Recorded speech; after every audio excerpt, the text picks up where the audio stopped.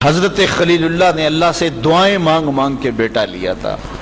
عمر کا پچھلا حصہ ہے، اولاد نہیں ہے، اللہ سے دعا مانگتے ہیں، اے اللہ مجھے اولاد عطا کر دے۔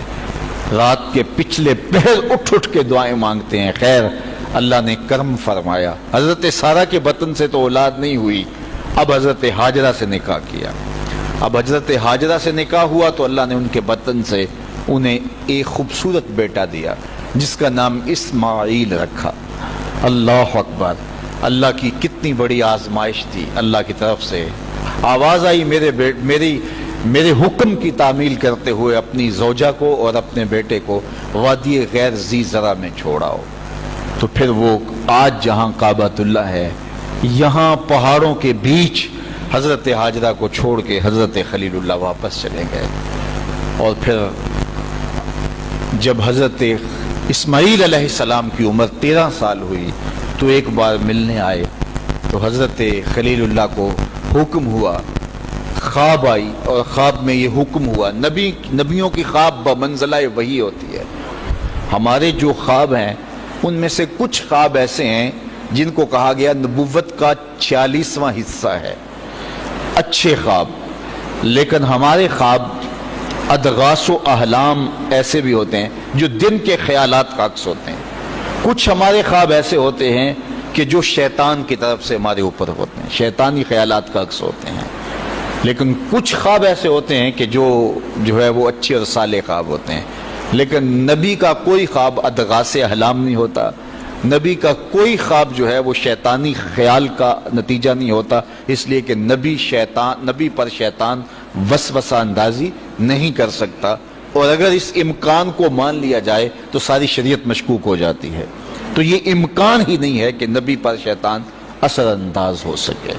اللہ اکبر! نبی تو نبی رہا، نبی کے سچے غلام جو ہیں، شیطان تو ان کے راستے میں رکاوٹ نہیں ڈال سکتا جب وہ اللہ کی طرف سے دیے ہوئے تقوی سے مالا مال ہو جاتے ہیں۔ خیر، تو خواب دیکھا کہ میں بیٹے کو ذبح کر رہا ہوں، تو آئے اور بیٹے سے کہا، پہلے زوجہ سے کہا کہ بیٹے کو تیار کر دو، ہم نے دوست کی دعوت پہ جانا ہے۔ ویسے خلیل عربی میں گوڑے دوست کو ہی کہتے ہیں، اور حضرت ابراہیم اللہ کے خلیل کہلائے، رب نے ابراہیم کو اپنا دوست قرار دیا تھا۔ تو پھر کہا دوست کی دعوت ہے، دوست کا بلاوا ہے، میں نے بیٹے کو وہاں لے کے جانا ہے۔ تو حضرت ہاجرہ بیٹے کو تیار کر دیتی ہیں، کنگھی بھی کرتی ہیں، بالوں میں تیل بھی لگاتی ہیں، خوبصورت کپڑے بھی پہناتی ہیں۔ اللہ سے مانگ مانگ کے لیا گیا بیٹا۔ اللہ اکبر! اب 13 سال کی عمر، فلما بلغ معہ السعی، جب وہ بلوغت کی عمر میں پہنچا، چلنے پھرنے کے قابل ہوا، تو حضرت ابراہیم علیہ السلام ان کو لے کے ساتھ چلے۔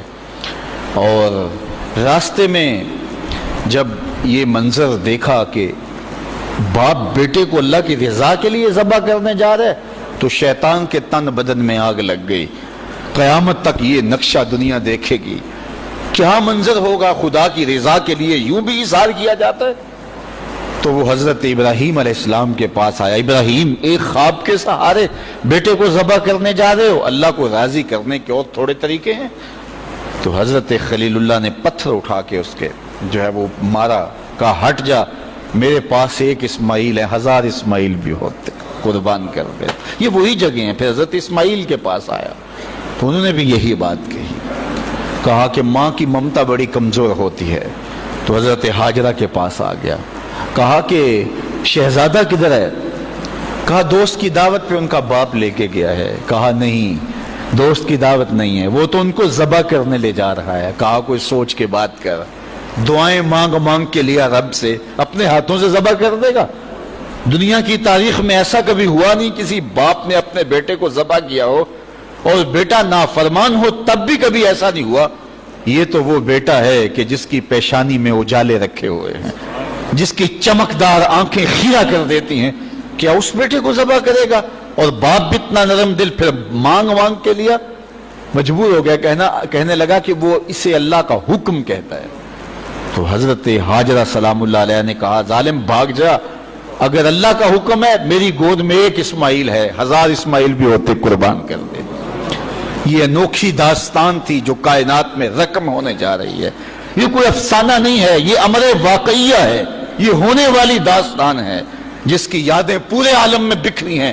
کائنات میں ایسا انوکھا واقعہ ہے، ایسا البیلا واقعہ زمانے میں نہیں دیکھا ہوگا جو یہ واقعہ رقم ہونے جا رہا ہے. حضرت اسماعیل 13 سال کی عمر اور حضرت ابراہیم اپنے بیٹے کو ساتھ لیے جا رہے ہیں. راستے میں میٹھی میٹھی باتیں بھی ہو رہی ہیں. جب منا کی اس وادی میں پہنچے، آج حاجی جو ہے جب وہ رمی جمار کرتا ہے تو وہ کہتا مجھے فون پہ بتا دو کہ میرا جانور ذبح ہو گیا کہ نہیں ہو گیا. اس میں اتنی ہمت نہیں ہوتی کہ اس قربان گاہ پہ چل کے جائے. وہ کہتا ہے تھکن سے چور ہوں. اللہ اکبر، حاجی تجھ سے تو چل کے جائے نہیں جاتا اور شریعت نے تجھے سہولت بھی دے دی، کوئی ضروری نہیں ہے کہ تو وہاں جائے. لیکن ذرا دیکھ وہ منظر کتنا دلاویز تھا. اگر حاجی کو کہا جاتا کہ بیٹا بھی ساتھ لے جانا ہے اور وہاں بیٹے کو ذبح نہیں کرنا، صرف گردن پہ چھری ہی رکھنی ہے، تو کلیجے کانپ جاتے. اللہ اکبر، رسم بھی ادا نہ ہو پاتی. لیکن یہاں ایک انوکھا واقعہ عملاً روح پذیر ہوا. فلما بلغ ماہ السعی، جب وہاں پہنچے تو کہا یا بنیا، اے میرے بیٹے. اللہ کتنا میٹھا اور دلاویز انداز تھا. اے میرے بیٹے، یا بنیا، یا بنی نہیں کہا، میرے بیٹے نہیں کہا، بیٹے نہیں کہا، یا بنیا، اے میرے بیٹے. اس میں اپنائیت کا جمال دیکھیے اور ٹپکتا ہوا شہد دیکھیے پیار کا. اے میرے بیٹے، میں نے خواب دیکھا ہے، انی اذبحک فانظر ماذا تری، کہ میں تمہیں ذبح کر رہا ہوں. فانظر ماذا تری، اب تو بتا تیری رائے کیا ہے. باپ نہ بتاتا ذبح کر لیتا، لیکن نے بیٹے کو شامل کیا. بتانا، میں نے یہ خواب دیکھا ہے اور نبی کا خواب بمنزلہ وحی ہے. اب تو بتا تیری رائے کیا ہے، مجھے بتائیے. باپ بیٹے کو کہے کہ میں تجھے ذبح کرنا چاہتا ہوں. اللہ اکبر.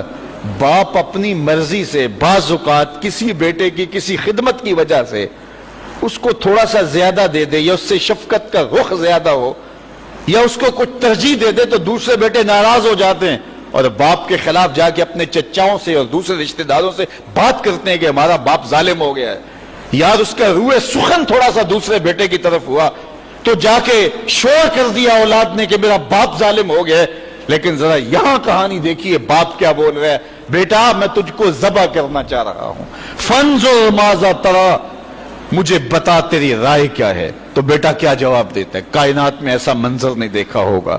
بیٹا خاموش ہو جاتا، سر جھکا لیتا. یہ بھی بڑی بات تھی، امتثال امر تھا. بیٹا کہتا جی جس طرح آپ نے دیکھا میں تو کچھ نہیں کہہ سکتا. یہ بھی امتثال امر تھا. بیٹا کہتا ٹھیک ہے آپ کر لیجیے جو آپ نے کرنا ہے. تو یہ بھی امتثال امر تھا. لیکن جو بیٹے نے کہا، کائنات نے ایسا منظر یہ بھی نہیں دیکھا ہوگا. بیٹے نے یہ نہیں کہا ہاں کر لیجئے، بیٹے نے یہ نہیں کہا کہ خاموشی اختیار کر لی، گردن جھکا لی. ذرا دیکھیے، بیٹے نے کہا یا آباتے. باپ نے کہا تھا نا یا بنیا، اے میرے بچے، اے میرے بیٹے. تو جب یہ بات سن لی کہ میں تجھے ذبح کرنا چاہتا ہوں تو بیٹے کا لہجہ تبدیل نہیں ہوا. اللہ اکبر. آج بیٹا ہو تو کہے باپ ہو صفاق ہو، لیکن اس کے باوجود لہجہ کہ یا آباتے، اے میرے ابو. ذرا اس سے شہد ٹپکتا ہوا دیکھیے اور اس سے خدمت گاری کا جذبہ دیکھیے. یا آباتے، اے میرے ابو. آگے کیا ہے؟ یا آبات فعل ما تؤمر، ابو ذبح کیا ہے، جو بھی کرنا ہے کرو. یا آبات ذبح نہیں کہا، اے ابو ذبح کر دیجئے. ذبح کا جواب ذبح میں دیا جاتا نا، لیکن بیٹا 2 قدم آگے بڑھ گیا. یا آبات فعل ما تؤمر، ابو ذبح کیا ہے، جو بھی کرنا ہے کیجئے. باقی رہی بات میری، یہ کام آسان تو نہیں کہ گردن پہ چھری چلے اور میں تڑپوں نہ، لیکن اللہ کی مدد ہو تو یہ مشکل بھی دی ستاجدونی انشاءاللہ من الصابرین. آپ دیکھیں گے رب نے چاہا تو صبر کر کے دکھاؤں گا، تڑپوں گا بھی نہیں. باپ رسی بھی ساتھ لے گیا تھا، چھری بھی ساتھ لے گیا تھا. چھری نکالی. یہ کوئی قصہ نہیں، یہ کوئی افسانہ نہیں ہے، یہ حقیقت اور امر واقعیہ ہے. چشم فلک نے پہلی مرتبہ یہ منظر دیکھا. آج حوریں بھی دیکھ رہی تھی، غلمان اور رضوان بھی دیکھ رہے تھے، فرشتے بھی جھک جھک کے دیکھ رہے تھے. مالک قیامت آنے والی ہے. کہا تمہیں بتانا چاہتا ہوں، تم کہتے تھے انسان کو خلیفہ بنا رہے، سجدے تو ہم کرتے ہیں، عبادتیں تو ہم کرتے ہیں، یہ تو لڑائی کرے گا، دھینگا مشتی کرے گا. اب دیکھو میرے بندے کی ادا کو، میرے بندے کی اطاعت اور فرما برداری کے رنگ بھی دیکھو. اللہ اکبر. باپ نے بیٹے کو لٹایا، رسیوں سے بدن جکڑ لیا، ہاتھ میں چھری پکڑی ہے. اللہ اکبر. حضرت اسماعیل کو لٹایا. قرآن نے وہ باقاعدہ منظر نگاری کی ہے. فلما اسلما وتلہ للجبین، جب دونوں راضی ہو گئے. کس بات پہ راضی ہو گئے؟ کہ فلاں نمبر کی گاڑی خرید لیں، فلاں کوٹھی اور فلاں بنگلہ خرید لیں. نہیں، دونوں راضی ہو گئے. باپ ذبح کرنے پہ راضی ہو گیا اور بیٹا ذبح ہونے پہ راضی ہو گیا. اسلام اسے کہتے ہیں فلما اسلما. یہاں لفظ جب دونوں نے رضا کر لی، طے کر لیا، دونوں نے سر جھکا لیا. الاسلام گردن نہادن، اسلام کا معنی گردن رکھ دینا. تو دونوں نے جب گردنیں رکھ دی اللہ کے حکم پر، باپ ذبح کرنے پہ تیار ہو گیا اور بیٹا ذبح ہونے پہ تیار ہو گیا. سینے میں دل رکھنے والے ہو، بیٹے کا ذبح کے لیے تیار ہو جانا چھوٹی بات نہیں تھی، لیکن باپ کا اپنے ہاتھوں سے بیٹے کو ذبح کرنا یہ اس سے بھی بڑی بات تھی. یہ تماشائے لبے بام نہیں تھا. لیکن آج زمانہ اس منظر کو دیکھ رہا ہے. منا کے سیاہ پہاڑوں میں یہ کہانی رقم ہونے جا رہی ہے. باپ نے ہاتھ میں چھری پکڑی اور بیٹے کو لٹایا. قرآن بتاتا ہے فلما اسلما، جب دونوں راضی ہو گئے، وتلہ للجبین، اور باپ نے بیٹے کو پیشانی کے بل لٹایا. اس پر مفسرین نے دو باتیں کی ہیں. للجبین کا معنی کیا ہے کہ پیشانی کے بل لٹایا، پیچھے سے ذبح کرنا چاہ رہے تھے. اور دوسرا یہ ہے کہ جس طرح جانور کو ذبح کیا جاتا ہے تو اس کی گردن کو بل دے کر کے ماتھا زمین پہ لگایا جاتا ہے کہ رگیں تن جائیں اور گردن کھل جائے تاکہ ذبح کرنے میں آسانی ہو. تو کہا کہ گردن کو جو ہے وہ کشادہ کرنے کے لیے آپ کا نازک گلا گھما کر کے پیشانی پہاڑ پتھر کے ساتھ لگائی اور رگیں تن گئی. پورا بدن جکڑا تھا رسیوں سے. اور حضرت اسماعیل ابراہیم نے خود بھی پٹی باندھی تھی کہ یہ منظر اتنا آسان تو نہیں ہے. اللہ اکبر. اچانک حضرت اسماعیل نے کہا ابا جان میری رسیاں کھول دو. بیٹا کیا ہوا؟ کہا کھول دو رسیاں. بیٹا ابھی تو کہہ رہے تھے یا ابا تفعل ما تؤمر، جو کرنا ہے کیجئے، اب کیا بول رہے ہو؟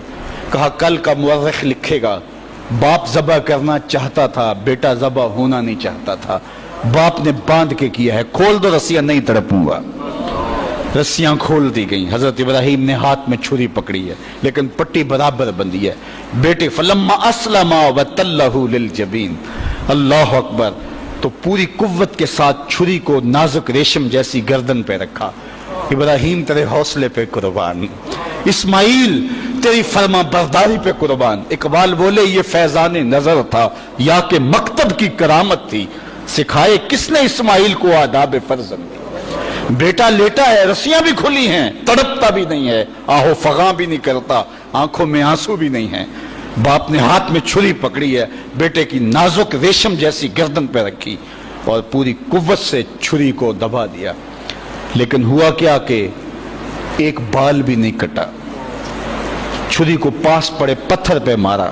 لکڑی پڑی تھی، پتھر پڑا تھا، مارا، وہ کٹ گیا. لما تقطعی یا سکین، اے سکین ہے چھری تو کیوں نہیں کاٹتی؟ اللہ اکبر. چھری نے زبان حال سے آواز دی ابراہیم الخلیل یامرنی والجلیل ینہانی. خلیل مجھے ایک بار کاٹنے کا کہتا ہے، وہ خلیل، وہ کبیر، وہ رب، وہ جلیل 70 بار کہتا ہے خبردار ایک بال بھی کاٹا. کہا تیرا کام تو کاٹنا تھا. چھری بولی آگ کا کام بھی تو جلانا تھا. جس نے آگ کو جلانے سے روکا آج اس نے مجھے کاٹنے سے روک دیا. سمجھے اس سے یہ بھی تو نتیجہ نکل سکتا ہے چلو جان چھوٹی، میرا قصور تو نہیں تھا، لیکن اللہ کے حکم کو پورا کرنے کا جذبہ تھا. پتہ نہیں دل میں کیا بات آ گئی کہ چھری کو روک دیا گیا. پھر استغفار پڑا اور چھری تیز کی اور گردن پہ رکھ کے پورا زور لگا دیا. گردن کٹ گئی، خون بہنے لگا. خوش ہو گئے کہ بڑا کام تھا کر گزرا. جلدی جلدی پٹی کھولی تو دیکھا ذبح ہونے والا بیٹا نہیں دمبا تھا.